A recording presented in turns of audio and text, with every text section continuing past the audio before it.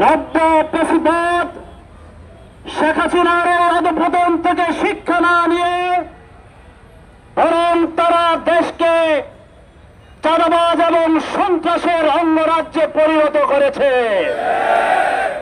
আমরা স্পষ্ট আপনাদেরকে স্মরণ করে দিতে চাই, লেসন দিতে চাই, আপনাদের যারা চাঁদাবাজে লিপ্ত এই লোকগুলোকে শুধুমাত্র আপনাদের পিছনে না হাঁটিয়ে এদেরকে কর্মসংস্থানের ব্যবস্থা করে দেন। আপনারা জানেন জামাত ইসলামের প্রত্যেকটা জনশক্তির নিজস্ব কর্মসংস্থান রয়েছে। প্রত্যেকটা জনশক্তি কর্মসংস্থানের পাশাপাশি এই জমিন আল্লাহর দিন কায়েমের জন্য তারা চেষ্টা করে যাচ্ছে। রাজনীতির প্রয়োজন হলে কর্মসংস্থানের পাশাপাশি রাজনীতি করছে, কিন্তু আপনার লোকগুলোকে শুধুমাত্র রাজনীতির পথে ঠেলে দিয়ে তাদেরকে সন্ত্রাসী এবং চাঁদাবাজির দিকে ঠেলে দিচ্ছেন। অতএব জনশক্তিকে দোষ দিয়ে লাভ নেই। জামাত থেকে শিক্ষা গ্রহণ করে কর্মসূচি পরিবর্তন করেন। জনগণকে জামাত ইসলামী একটি চাঁদাবাজ সন্ত্রাস মুক্ত দেশ উপহার দিতে চায়। জনগণ ইনসাফপূর্ণ একটি কল্যাণ রাষ্ট্র চায়। সেই কল্যাণ রাষ্ট্র প্রতিষ্ঠা করতে হলে কোরআনের রাষ্ট্রের বিকল্প নেই।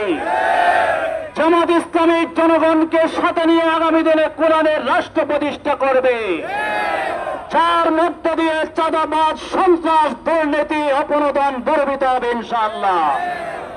সংগ্রামী সাথী বন্ধুগণ, আগামী 29 তারিখ জামাত ইসলামী, 19 জুলাই জামাত ইসলামী এদেশে ইসলামী সমাজ বিনির্মাণের লক্ষ্যে যে 7টি কর্মসূচি ঘোষণা করেছেন, এই কর্মসূচি বাস্তবায়নের মধ্য দিয়ে আমরা একটি ইনসাফপূর্ণ দেশ প্রতিষ্ঠা করব।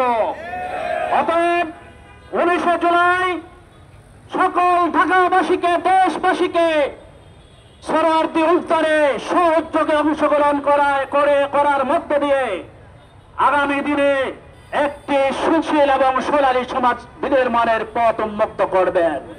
এই আহ্বান রেখে সকলকে 19 জুলাই শরণার্থী উত্তরের অংশগ্রহণের আহ্বান জানিয়ে আমাদের যে সোহাগ ভাইকে মেটপুরে হত্যা করা হয়েছে তার পরিবারের প্রতি সমবেদনা প্রকাশ করে দোষীদের দৃষ্টান্তমূলক শাস্তির দাবি করে শাস্তি কার্যকর করার জন্য সরকারকে উদাত্ত আহ্বান জানিয়ে আগামী দিনে যাতে করে কোন রকম সন্ত্রাসী কার্যক্রম পরিচালনা না হয় এক্ষেত্রে প্রয়োজনীয় ব্যবস্থা নেওয়ার আহ্বান জানিয়ে আজকে আমি আমার কথা এখানে শেষ করছি।